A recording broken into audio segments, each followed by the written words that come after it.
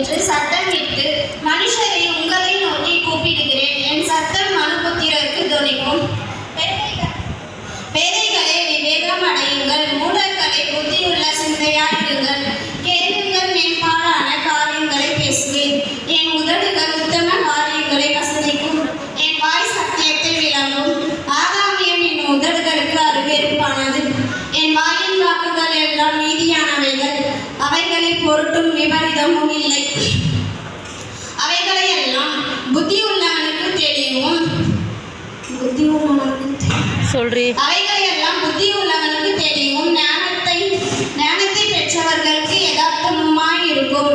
வெள்ளியை பார்க்கிலும் என் புத்திமதியையும் பசு பொன்னை பார்க்கிலும் ஞானத்தையும் அங்கீகரித்துக் கொள்ளுங்கள்.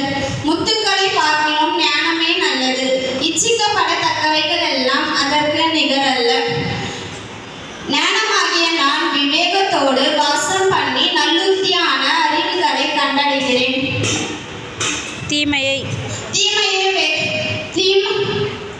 தீமையை கர்த்தருக்கு பயப்படும் பயம். பெருமையும் அகந்தையும் தீய வழியையும் புரட்டு வாழியையும் நான் வெறுக்கிறேன். ஆலோசனையும் மெய்ஞானமும் என்னுடையவைகள். நானே புத்தி வல்லமை என்னுடையது. என்னாலே ராஜாக்கள் அரசாளுகிறார்கள், பிரபுக்கள் நீதி செலுத்துகிறார்கள்.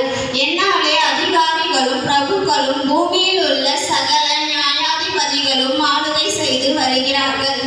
என்னை சிநேகிக்கிறவர்களை நான் சிநேகிக்கிறேன். அதிகாலையில் என்னை தேடுகிறவர்கள் என்னை கண்டடைவார்கள். ஐஸ்வர்யமும் கனமும் நிலையான பொருளும் நீதியும் என்னிடத்தில் உண்டு.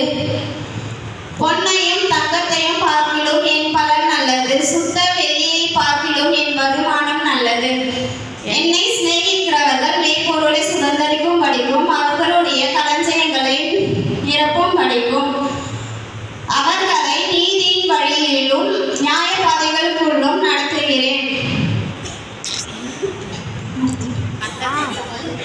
கர்த்தர் தமது கிரியைகளுக்கு முன் பூர்வம் முதல் என்னை தமது